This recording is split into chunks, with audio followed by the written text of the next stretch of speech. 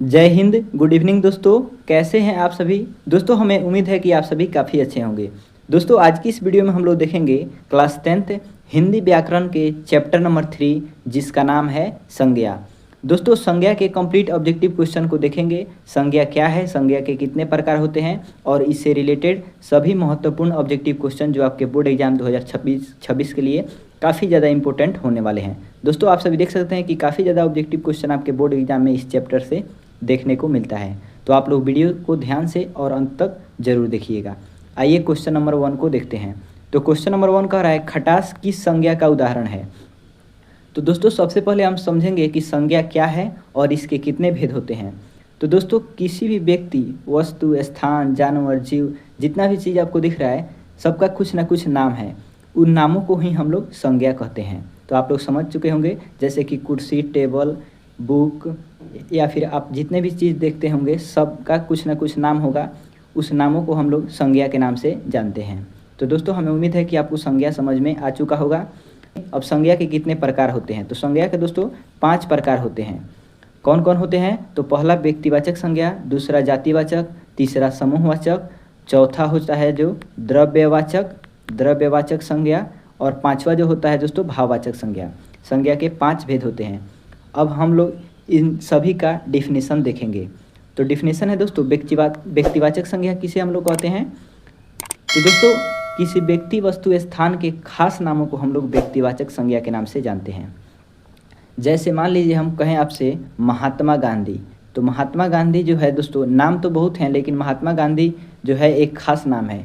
इन्हें हम लोग भारत के राष्ट्रपिता के नाम से जानते हैं। तो जो भी खास नाम होगा, जैसे पटना हो गया, पटना के मतलब पटना जो शहर है इस भारत में, इसके अलावा कोई और शहर नहीं है यानी जिसका नाम पटना हो। तो दोस्तों जो भी एक खास नाम होगा उसे हम लोग जो है व्यक्तिवाचक संज्ञा के नाम से जानेंगे। ठीक है, तो हमें उम्मीद है कि आपको समझ में आ चुका होगा। तो दोस्तों हमारा दूसरा जो है भेद इसका जातिवाचक संज्ञा है। संज्ञा का दूसरा भेद क्या है, जातिवाचक संज्ञा। तो जातिवाचक संज्ञा हम लोग किसे कहेंगे। तो दोस्तों किसी व्यक्ति, स्थान या वस्तु के जिसे पूरी जाति का बोध हो, यानी संज्ञा का वह भेद जिसे पूरी जाति का बोध हो उसे हम लोग जातिवाचक संज्ञा के नाम से जानते हैं। जैसे मान लीजिए दोस्तों हम यहाँ पे कहेंगे लड़का। तो लड़का कहने से पूरा लड़का जाति का बोध हो रहा है। जैसे मान लीजिए हम राम कहें, तो राम कहने से क्या बोध हो रहा है, सिर्फ एक लड़का राम का बोध हो रहा है। लेकिन वहीं हम लड़का कहेंगे तो लड़का कहने से पूरे लड़का जाति का बोध हो रहा है। जैसे हम मान लीजिए कहेंगे गाय कहेंगे तो पूरे गाय जाति का बोध हो रहा है। अगर यह इसी में हम कह दें काली गाय, तो सिर्फ काली गाय जो है काली गाय का बोध हो रहा है यहाँ पे, तो ये हो जाएगी गाय जो है जातिवाचक संज्ञा हो जाएगी। तो दोस्तों हमें उम्मीद है कि आपको समझ में आ चुका होगा। जिसे पूरी जाति का बोध होता है उसे हम लोग जातिवाचक संज्ञा के नाम से जानते हैं। तीसरा जो भेद है दोस्तों समूहवाचक संज्ञा। तो समूहवाचक संज्ञा हम लोग किसे कहते हैं। तो दोस्तों समूहवाचक संज्ञा तीसरा हमारा क्या है, समूहवाचक संज्ञा। तो समूहवाचक संज्ञा हम लोग उस संज्ञा को कहते हैं जिसे समूह का बोध हो। जैसे मान लीजिए हम कहेंगे मेला। तो मेला कहने से आपको दिख रहा है कि मेला में बहुत ज़्यादा भीड़ होता है, यानी पूरे समूह का बोध हो रहा है। जैसे मान लीजिए हम कहेंगे गुच्छा।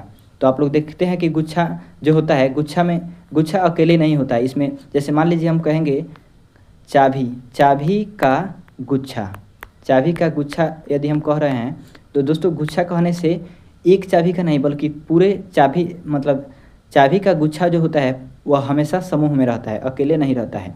तो ऐसा जितना भी होगा, जैसे मान लीजिए क्या हो जाएगा, अंगूर का गुच्छा होता है। आप देखते हैं कि अंगूर अकेला नहीं होता है, मतलब कहने का मतलब है कि अंगूर हमेशा गुच्छे में होता है। तो गुच्छा जो हो जाएगा भीड़ हो जाएगा। भीड़ जो है, भीड़ हम लोग किसे कहते हैं, जहाँ पे बहुत से लोग जमा हो जाते हैं उसे हम लोग भीड़ कहते हैं। तो भीड़ जो हो जाएगा ये भी हमारा समूहवाचक संज्ञा के अंतर्गत आ जाएगा। तो दोस्तों हमें उम्मीद है कि आप लोग संज्ञा का तीसरा भेद भी समझ चुके होंगे। चौथा भेद दोस्तों है द्रव्यवाचक संज्ञा। तो दोस्तों द्रव्यवाचक संज्ञा कहने से आप लोग देख सकते हैं कि द्रव्य पदार्थ का बोध हो, यानी वैसी संज्ञा जिसे किसी द्रव्य पदार्थ का बोध हो जिसे नापा या तौला तो जाए लेकिन गिना नहीं जाए। जैसे मान लीजिए दोस्तों हम कहेंगे चावल। तो चावल को आप माप तौल सकते हैं लेकिन गिन नहीं सकते हैं। तो चावल जो है हमारा द्रववाचक संज्ञा के अंतर्गत आ जाएगा। चावल हो जाएगा, दूध हो जाएगा, दही हो जाएगा, यानी जितने भी द्रव पदार्थ हैं, द्रव के अलावा मतलब ठोस भी हो सकते हैं, लेकिन ऐसे पदार्थ जिसको हम लोग नाप तौल सकते हैं लेकिन गिन नहीं सकते हैं, वे सभी हमारा, जैसे पानी हो गया, ये सभी हमारा क्या हो जाएगा, द्रववाचक संज्ञा के अंतर्गत आ जाएगा। अब हमारा पांचवा भेद है संज्ञा का भाववाचक संज्ञा। तो दोस्तों भाववाचक संज्ञा किसे कहते हैं? तो वैसी संज्ञा जिसे देखा या छुआ नहीं जाए, सिर्फ अनुभव किया जाए। जैसे मान लीजिए दोस्तों, यहाँ पे क्वेश्चन नंबर 1 में दिया गया है खटास। तो खटास जो है आप इसको देख या छू नहीं सकते हैं, सिर्फ महसूस कर सकते हैं कि कोई चीज़ खट्टी है या मीठी है। इस संज्ञा को हम लोग किस नाम से जानते हैं? तो भाववाचक संज्ञा के नाम से जानते हैं। जैसे हो गया बुराई, अच्छाई, दोस्ती, बुढ़ापा, ये सब मिठास, खटास, ये सब जो है आपका भाववाचक संज्ञा के अंतर्गत आएगा। यानी जिसे हम देख या छू नहीं सकते हैं, सिर्फ उसका अनुभव हम लोग कर सकते हैं, उसे हम लोग क्या कहेंगे?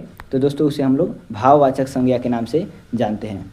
तो दोस्तों हमें उम्मीद है कि आपको संज्ञा और इसके पांचों भेद आसानी से समझ में आ चुके होंगे। चलिए इस पे आधारित महत्वपूर्ण क्वेश्चंस को देख लेते हैं। तो फर्स्ट क्वेश्चन है, खटास किस संज्ञा का उदाहरण है? तो हमने अभी आपको बताया कि यह भाववाचक संज्ञा का उदाहरण है। नेक्स्ट क्वेश्चन है कि निम्न में से कौन व्यक्तिवाचक संज्ञा का उदाहरण है? तो दोस्तों व्यक्तिवाचक संज्ञा का उदाहरण जो हो जाएगा, ये क्या हो जाएगा? परिजात जो है व्यक्तिवाचक संज्ञा का उदाहरण हो जाएगा। दोस्तों यदि आपने इस चैनल को सब्सक्राइब नहीं किया है तो प्लीज़ इसे सब्सक्राइब जरूर कर लीजिएगा, ताकि जब भी हम नई नई वीडियो अपलोड करें तो सबसे पहले आपके पास नोटिफिकेशन पहुंच जाए। तीसरा हमारा क्वेश्चन कह रहा है कि सेना किस प्रकार का उदाहरण है, किस प्रकार की संज्ञा का उदाहरण है? तो हमने अभी आपको बताया, सेना जो होता है अकेले नहीं होता है, इसमें मतलब सेना हम लोग किसे कहते हैं? जिसमें बहुत सारे सेना हो, शामिल हो, उसे हम लोग सेना के नाम से जानते हैं। यानी बहुत सारे जो है वीर जवान शामिल हो, उसे हम लोग सेना कहेंगे। तो सेना जो है समूह में होता है, तो समूहवाचक संज्ञा के अंतर्गत आ जाएगा। तो ऑप्शन नंबर डी जो है इसका करेक्ट आंसर हो जाएगा क्वेश्चन नंबर 3 का। आइए हम लोग आगे बढ़ते हैं। तो दोस्तों हमारा नेक्स्ट क्वेश्चन नंबर 4 कह रहा है कि लोहा किस संज्ञा का उदाहरण है? तो दोस्तों लोहा जो हो जाएगा आपका किस संज्ञा का उदाहरण हो जाएगा? द्रव्यवाचक संज्ञा का उदाहरण हो जाएगा। नेक्स्ट क्वेश्चन है, निम्न में से व्यक्तिवाचक संज्ञा कौन है? तो व्यक्तिवाचक संज्ञा यहाँ पे जो हो जाएगा, क्या हो जाएगा? दिवाली हो जाएगा। यदि हम त्यौहार कहते हैं, त्यौहार, तो यहाँ पे सभी त्यौहार का बोध होगा, तो इसे हम लोग क्या कहेंगे? सभी त्यौहार का बोध होगा, तो ये जातिवाचक संज्ञा हो जाएगा, जातिवाचक। लेकिन हम एक नाम रख दिए दिवाली, तो ये हमारा व्यक्तिवाचक संज्ञा का बोध कराएगा।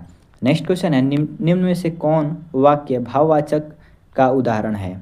तो दोस्तों भाववाचक का उदाहरण जो है, राधिका से सोया नहीं जाता। तो सोया जो है ये आपका क्या हो जाएगा? भाववाचक संज्ञा हो जाएगा। तो ये ही आपका सही वाक्य हो जाएगा। नेक्स्ट क्वेश्चन है, हरिओम शब्द कौन सी संज्ञा है? तो दोस्तों हरिओम शब्द जो है यह व्यक्तिवाचक संज्ञा हो जाएगी। आइए नेक्स्ट क्वेश्चन को देखते हैं। नेक्स्ट क्वेश्चन है, मंगलवार कौन संज्ञा है? तो एक नाम है मंगलवार, खास नाम, तो दोस्तों ये जो है व्यक्तिवाचक संज्ञा हो जाएगी। अगला क्वेश्चन है, उस विकारी शब्द को क्या कहते हैं जिसमें किसी विशेष वस्तु, भाव और जीव के नाम का बोध होता है? तो हमने आपको वीडियो के शुरू में ही बताया है कि दोस्तों मतलब विकारी शब्द जिसमें किसी विशेष वस्तु, भाव या फिर जीव के नाम का बोध होता है, उसे हम लोग क्या कहेंगे? तो संज्ञा के नाम से जानते हैं। नेक्स्ट क्वेश्चन कह रहा है कि जिन संज्ञाओं से एक ही प्रकार की वस्तुओं अथवा व्यक्तियों का बोध होता है उन्हें क्या कहते हैं? तो एक ही प्रकार के वस्तुओं या व्यक्तियों का बोध होता है, उसे हम लोग जातिवाचक संज्ञा कहेंगे। जैसे हमने कहा था आपको, गाय कहने से पूरे गाय जाति का बोध हो रहा है, यानी एक ही प्रकार के पूरे गाय जाति का बोध हो रहा है, तो जातिवाचक संज्ञा हो जाएगा। नेक्स्ट क्वेश्चन है, इन्हीं जयचंदों के कारण देश पराधीन हुआ, इस वाक्य में जयचंदो कौन सी संज्ञा है? तो दोस्तों जयचंदो जो हो जाएगी जातिवाचक संज्ञा हो जाएगी। हमारा नेक्स्ट क्वेश्चन कह रहा है कि जातिवाचक संज्ञा का उदाहरण नहीं है। तो दोस्तों गाय जातिवाचक संज्ञा का उदाहरण है, नदी है, उसके बाद शहर है, लेकिन विवेकानंद जो है एक नाम है जो कि व्यक्तिवाचक संज्ञा है, तो यही आपका राइट आंसर हो जाएगा। नेक्स्ट क्वेश्चन है, द्रव्यवाचक संज्ञा का उदाहरण है। तो द्रव्यवाचक संज्ञा का उदाहरण यहाँ पे क्या हो जाएगा? तेल हो जाएगा। नेक्स्ट क्वेश्चन कह रहा है कि निम्नलिखित शब्दों में समूहवाचक संज्ञा कौन है? तो दोस्तों सभा जो है समूहवाचक संज्ञा है, मानवता आपका भाववाचक हो जाएगा, आदमी आपका जातिवाचक, और चावल जो है द्रव्यवाचक हो जाएगा। नेक्स्ट क्वेश्चन कह रहा है कि जिस संज्ञा से एक ही वस्तु का बोध होता है उसे हम लोग क्या कहते हैं? तो दोस्तों उस संज्ञा को हम लोग, जिसे एक ही वस्तु का बोध होता है, उसे हम लोग व्यक्तिवाचक संज्ञा का नाम देते हैं। नेक्स्ट क्वेश्चन है पानी शब्द कौन सी संज्ञा है? तो दोस्तों ये द्रव्यवाचक संज्ञा है। नेक्स्ट क्वेश्चन है जातिवाचक संज्ञा नहीं है। तो दोस्तों जातिवाचक संज्ञा इसमें से कौन नहीं हो जाएगा? तो आगरा जो है जातिवाचक संज्ञा नहीं है, क्योंकि यह एक खास नाम हो जाएगा। नेक्स्ट क्वेश्चन कह रहा है कि संज्ञा का उदाहरण नहीं होगा। तो दोस्तों संज्ञा का उदाहरण इनमें से कौन सा नहीं होगा? तो दोस्तों वह जो है यह एक सर्वनाम है। जब हम आपको सर्वनाम पढ़ाएंगे तो इसमें बताएंगे यह, वह, हम लोग, ये सब सर्वनाम है, ये आपका संज्ञा नहीं है। बाकी सुंदरी, पटना और मानव जो है ये सभी संज्ञा है। तो आपका राइट आंसर क्या हो जाएगा? ऑप्शन नंबर ए हो जाएगा। नेक्स्ट क्वेश्चन है स्त्रीत्व किस संज्ञा का उदाहरण है? तो यह जो है दोस्तों आपका भाववाचक संज्ञा के उदाहरण के अंतर्गत आ जाएगा। चलिए हम लोग आगे बढ़ते हैं और नेक्स्ट क्वेश्चन को देखते हैं। दोस्तों हमारा नेक्स्ट क्वेश्चन नंबर 20 है बुढ़ापा शब्द है। तो बुढ़ापा शब्द जो हो जाएगा भाववाचक संज्ञा हो जाएगा।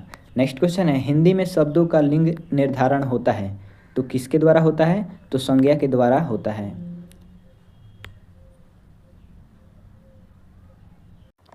दोस्तों हमारा अगला क्वेश्चन कह रहा है कि भाववाचक संज्ञा नहीं है। तो दोस्तों भाववाचक संज्ञा जो क्या इसमें से नहीं है? तो यहाँ पे कह रहा है कि लड़ाई, मिठाई, चतुराई और उतराई सब कह रहा है। तो इसमें से भाववाचक संज्ञा हमारा मिठाई जो है यह भाववाचक संज्ञा नहीं है। बाकी लड़ाई, चतुराई और उतराई सब भाववाचक संज्ञा हो जाएगा। नेक्स्ट क्वेश्चन है व्यक्तिवाचक संज्ञा है। तो दोस्तों व्यक्तिवाचक संज्ञा जो हो जाएगा यमुना हो जाएगा। नदी कहता तो ये जातिवाचक संज्ञा हो जाएगा, लेकिन यहाँ पे व्यक्तिवाचक संज्ञा पूछ रहा है तो यमुना एक खास नाम है, तो ये हमारा व्यक्तिवाचक संज्ञा हो जाएगा। नेक्स्ट क्वेश्चन है जातिवाचक संज्ञा है। तो जातिवाचक संज्ञा जो है आपका कौन सा हो जाएगा? तो लड़का हो जाएगा। नेक्स्ट क्वेश्चन है वस्तु, स्थान, भाव या विचार के घोतक बोध को क्या कहते हैं? तो इस बोध को दोस्तों हम लोग किस नाम से जानते हैं? तो संज्ञा के नाम से। नेक्स्ट क्वेश्चन है निरोह शब्द कौन सी संज्ञा है? तो गिरोह शब्द जो है, गिरोह शब्द आपका समूहवाचक संज्ञा के अंतर्गत आ जाएगा। अगला क्वेश्चन है अर्थ के विचार से संज्ञा के कितने प्रकार होते हैं? तो दोस्तों अर्थ के विचार से संज्ञा के 5 भेद होते हैं। नेक्स्ट क्वेश्चन है निम्नलिखित में कौन सा शब्द जो है जातिवाचक संज्ञा है? तो जातिवाचक संज्ञा के अंतर्गत आ जाएगा शहर। अगला क्वेश्चन है अक्टूबर शब्द कौन सी संज्ञा है? तो एक खास नाम का बोध हो रहा है, तो व्यक्तिवाचक संज्ञा हो जाएगा। दोस्तों हमारा नेक्स्ट क्वेश्चन कह रहा है कि निम्नलिखित शब्दों में कौन सा शब्द व्यक्तिवाचक संज्ञा नहीं है? तो व्यक्तिवाचक संज्ञा इसमें से कौन सा नहीं हो जाएगा? तो दोस्तों आदमी जो है व्यक्तिवाचक संज्ञा यहाँ पे पूछ रहा है, आदमी जो व्यक्तिवाचक संज्ञा नहीं हो जाएगा। तो ऑप्शन नंबर डी इसका राइट आंसर हो जाएगा, क्योंकि आदमी जो है जातिवाचक संज्ञा है। नेक्स्ट क्वेश्चन है कि लड़का का भाववाचक संज्ञा क्या होगा? तो लड़का का भाववाचक संज्ञा लड़कपन हो जाएगा। दोस्तों हमारा नेक्स्ट क्वेश्चन है सिपाही विद्रोह शब्द कौन सी संज्ञा है? तो दोस्तों यह जो है व्यक्तिवाचक संज्ञा है। नेक्स्ट क्वेश्चन है बुढ़ापा भी एक प्रकार का अभिशाप है, इस वाक्य में बुढ़ापा शब्द कौन सी संज्ञा का भेद है? तो हमने आपको शुरू में ही बताया कि भाववाचक संज्ञा है। नेक्स्ट क्वेश्चन है कि लघु शब्द से भाववाचक संज्ञा बनाएं। तो लघु से भाववाचक संज्ञा हम लोग बनाएंगे तो क्या हो जाएगा? लाघव हो जाएगा, लघु शब्द से भाववाचक संज्ञा। नेक्स्ट क्वेश्चन है निम्नलिखित में कौन सा शब्द व्यक्तिवाचक संज्ञा नहीं है? तो दोस्तों व्यक्तिवाचक संज्ञा पूछ रहा है कौन सा है? तो यमुना जो है ये आपका व्यक्तिवाचक संज्ञा हो जाएगा। आइए दोस्तों नेक्स्ट क्वेश्चन को देखते हैं। डॉक्टर राजेंद्र प्रसाद को देश रत्न कहा जाता है, रेखांकित शब्द कौन सी संख्या है? तो रेखांकित है देश रत्न, तो देश रत्न जो हो जाएगा दोस्तों ये हमारा व्यक्तिवाचक संज्ञा हो जाएगा। नेक्स्ट क्वेश्चन है कौन सा शब्द जातिवाचक संज्ञा नहीं है? तो जातिवाचक संज्ञा जो दोस्तों है सुंदर जो है जातिवाचक संज्ञा नहीं है, तो ऑप्शन नंबर सी इसका करेक्ट आंसर हो जाएगा, क्योंकि सुंदर जो है भाववाचक संज्ञा है। नेक्स्ट क्वेश्चन है निम्नलिखित शब्दों में भाववाचक संज्ञा नहीं है? तो दोस्तों इसमें भाववाचक संज्ञा जो है परिवार जो है भाववाचक संज्ञा नहीं है, क्योंकि यह जातिवाचक संज्ञा है। अगला क्वेश्चन है सच्चरित्रता किस मूल शब्द से बना है? तो सच्चरित्रता जो है यह आपका चरित्र शब्द से बना है। नेक्स्ट क्वेश्चन है नेताजी भाषण दे चुके हैं, इसमें नेताजी किस संज्ञा का उदाहरण है? तो नेताजी दोस्तों जो है जातिवाचक संज्ञा का उदाहरण हो जाएगा। अगर कोई खास नेता का नाम लिया रहता तो व्यक्तिवाचक संज्ञा हो जाता। नेक्स्ट क्वेश्चन है आजकल भारतीय पहनावे बदल गए हैं, इस वाक्य में पहनावे कौन सी संज्ञा है? तो दोस्तों यह जो है जातिवाचक संज्ञा है। नेक्स्ट क्वेश्चन है कौन सा शब्द भाववाचक संज्ञा नहीं है? तो दोस्तों मिठाई जो है भाववाचक संज्ञा नहीं है। ऑप्शन ए इसका करेक्ट आंसर हो जाएगा। अगला क्वेश्चन कह रहा है कि टिकना शब्द का भाववाचक क्या होगा? तो टिकना का भाववाचक हो जाएगा टिकाऊ। नेक्स्ट क्वेश्चन है निम्नलिखित शब्दों में कौन सा शब्द संज्ञा है? तो इसमें कौन सा शब्द संज्ञा हो जाएगा दोस्तों? तो इसमें क्रोध जो है यह भाववाचक संज्ञा हो जाएगा। नेक्स्ट क्वेश्चन है इनमें से भाववाचक संज्ञा नहीं है, यानी इनमें से कौन जो है भाववाचक संज्ञा नहीं है? तो हिमालय जो है एक पर्वत का नाम है जो कि जातिवाचक संज्ञा है, क्योंकि वह भाववाचक नहीं है। नेक्स्ट क्वेश्चन है जातिवाचक संज्ञा बताएं। तो दोस्तों इसमें जातिवाचक संज्ञा देखा जाए तो हमारा लड़का जो है, लड़का आपका जातिवाचक संज्ञा हो जाएगा, क्योंकि इसे पूरे लड़के जाति का बोध हो रहा है। अगला क्वेश्चन है कि सोना शब्द का भाववाचक होगा? तो सोना का भाववाचक हो जाएगा शयन। नेक्स्ट क्वेश्चन है निम्नलिखित में भाववाचक संज्ञा कौन सी है? तो दोस्तों भाववाचक संज्ञा जो है इसमें शत्रुता है। पहला क्वेश्चन है भाववाचक संज्ञा का उदाहरण क्या है? तो इसका उदाहरण है सर्दी। दोस्तों आइए हम लोग नेक्स्ट क्वेश्चन को देखते हैं कि मित्र शब्द का भाववाचक संज्ञा रूप है। तो इसका रूप जो हो जाएगा मित्रता हो जाएगा। हमारा नेक्स्ट क्वेश्चन है मैदान में सभा हो रही है, यहाँ सभा कौन संज्ञा है? तो दोस्तों यहाँ सभा जो है समूहवाचक संज्ञा के अंतर्गत आ जाएगा। दोस्तों हमारा नेक्स्ट क्वेश्चन है निम्नलिखित शब्दों में कौन सा शब्द भाववाचक संज्ञा है? तो इसमें भाववाचक संज्ञा दोस्तों जो है गरीबी भाववाचक संज्ञा के अंतर्गत आ जाएगी। अगला क्वेश्चन है कि गंगा पवित्र है, वाक्य में गंगा कौन सी संज्ञा है? तो दोस्तों गंगा जो है व्यक्तिवाचक संज्ञा हो जाएगी। हमारा नेक्स्ट क्वेश्चन कह रहा है कि मिठास शब्द है, तो मिठास जो शब्द है दोस्तों भाववाचक संज्ञा के अंतर्गत आ जाएगा। अगला क्वेश्चन कह रहा है कि गांधी जी को हम राष्ट्रपिता कहते हैं, रेखांकित शब्द का संज्ञा बताएं। तो गांधी जी कौन सी संज्ञा हो जाएंगे? हमने वीडियो को शुरू में ही बताया था। तो आप लोग इस क्वेश्चन का आंसर कमेंट करके ज़रूर बताइएगा कि गांधी जी जो हैं कौन से संज्ञा के अंतर्गत आ जाएंगे। आप लोग कमेंट करके ज़रूर बताइएगा। नेक्स्ट क्वेश्चन कह रहा है कि बुढ़ापे में इंसान बिल्कुल सच्चा बन जाता है, इस वाक्य में बुढ़ापे कौन सी संज्ञा है? तो दोस्तों इस वाक्य में बुढ़ापे जो है भाववाचक संज्ञा हो जाएगी। नेक्स्ट क्वेश्चन कह रहा है कि महात्म्य शब्द है, तो महात्म्य शब्द जो है यह भाववाचक संज्ञा के अंतर्गत आएगी। नेक्स्ट क्वेश्चन कह रहा है कि कलम शब्द कौन सी संज्ञा है? तो दोस्तों कलम शब्द जो है जातिवाचक संज्ञा हो जाएगी। नेक्स्ट क्वेश्चन है सभा शब्द कौन सी संज्ञा है? तो ये समूहवाचक संज्ञा है। अगला क्वेश्चन है निम्न में से भाववाचक संज्ञा कौन है? तो भाववाचक संज्ञा जो हो जाएगी दोस्तों बुढ़ापा हो जाएगी। नेक्स्ट क्वेश्चन कह रहा है कि सुरेश कौन संज्ञा है? तो एक नाम जो है, नाम हमेशा जो है व्यक्तिवाचक संज्ञा के अंतर्गत आ जाएगा। नेक्स्ट क्वेश्चन है कि तूफान शब्द कौन संज्ञा है? तो तूफान शब्द जो है ये जातिवाचक संज्ञा के अंतर्गत आ जाएगा। तो दोस्तों इस प्रकार हम लोगों ने संज्ञा जो चैप्टर है इसके कंप्लीट ऑब्जेक्टिव क्वेश्चन को देख लिया। नेक्स्ट की वीडियो में दोस्तों हम लोग लिंग जो है इसके कंप्लीट यानी स्त्रीलिंग पुल्लिंग इसमें जितने भी कंप्लीट ऑब्जेक्टिव क्वेश्चन को हम लोग नेक्स्ट की वीडियो में देखेंगे। जो भी VVI इंपॉर्टेंट ऑब्जेक्टिव क्वेश्चन है आपके बोर्ड एग्जाम के लिए उसको हम लोग नेक्स्ट की वीडियो में देखेंगे। तो नेक्स्ट की वीडियो के लिए आप लोग चैनल को सब्सक्राइब करके ज़रूर रखिएगा और वीडियो को लाइक करके अपने दोस्तों में भी शेयर ज़रूर कर दीजिएगा। तो चलिए दोस्तों मिलते हैं इसी प्रकार की नेक्स्ट वीडियो में।